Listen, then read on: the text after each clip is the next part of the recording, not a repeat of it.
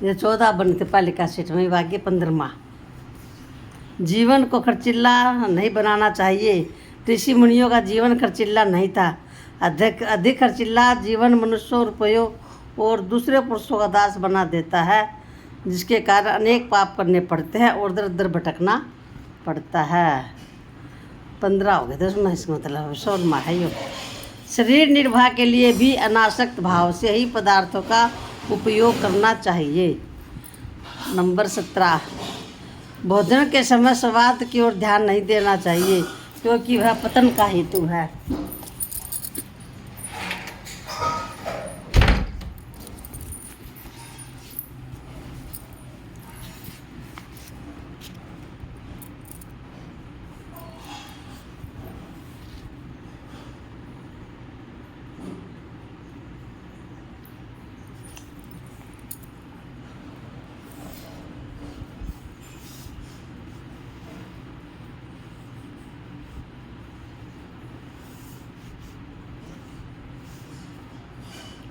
पतन का हेतु है। स्वास्थ्य की ओर लक्ष्य रखना भी वैराग्य में कमी ही है।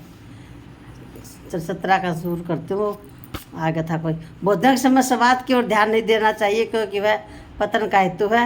स्वास्थ्य को लक्ष्य रखना भी वैराग्य में कमी है। नंबर 18, कल्याणकामी पुरुष को तो वैराग्य युक्त चित्त से केवल शरीर निर्वाह के लिए ही भोजन करना चाहिए।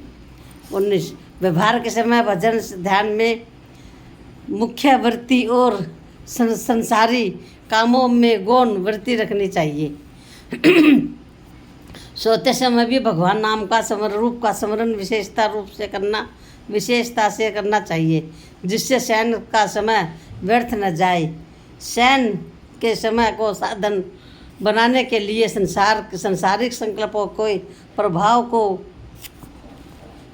भुलाकर भगवान के नाम, गुण, रूप, प्रभाव और चरित्र का चिंतन करते हुए सोना चाहिए। अपने ऊपर भगवान की आहुति, दया और प्रेम समझकर हर समय प्रसन्न रहना चाहिए। 22, सब प्राणियों पर हेतु रहित दया और प्रेम करना चाहिए। 23, एकांत में मन को सदा यही समझाना चाहिए कि परमात्मा के सिवा किसी का चिंतन न करो, क्योंकि व्यर्थ चिंतन से बहुत हानि है।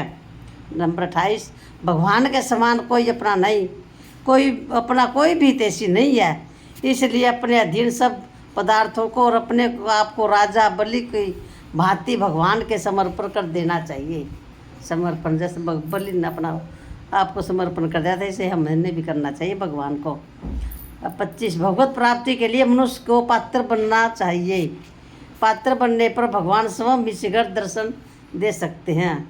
26, सुनने वालों की इच्छा के बिना वक्ता को सत्संग के रहस्य की बातें नहीं सुनानी चाहिए। अगर सुनने वाला को इच्छा चाहे ना, उसी को सत्संग बातें सुनानी चाहिए, अन्यथा नहीं। जहाँ व्याख्यान दाता बहुत हो, वहाँ जहाँ तक हो व्याख्यान न दे। 28, पूजा प्रतिष्ठा, ऊंचे आसन और ऊंचे पद से सदा ही दूर होनी चाहिए। 29, जहाँ तक हो गुरु बनने की इच्छा कभी न करे। 30, किसी संबंधी की मृत्यु सूचना मिलने पर जहाँ आवश्यकता हो वहाँ जाना चाहिए, किंतु अपने घर में किसी के मरने पर जहाँ तक हो दूरस्थ कुटुंबियों को आने के लिए सभ्यतापूर्वक निवारण कर देना चाहिए। 31, दहेज और दान देना चाहिए, किंतु जहाँ तक हो सके लेने से बचना चाहिए। दान दे तो दे, लेना नहीं चाहिए। जहाँ तक हो पंच न बनना चाहिए, बने तो पक्षपात नहीं करना चाहिए। सरपंच मत बनो न्यायाधीश जैसे, और बना तो उसमें पक्षपात मत करो। जहाँ तक हो सगाई, विवाह आदि संबंध कराने के काम से दूर रहना चाहिए। ब्रह्म मुहूर्त में उठ जाना चाहिए। यदि सोते सोते ही सूर्योदय हो जाए तो दिन भर उपवास और जप करना चाहिए।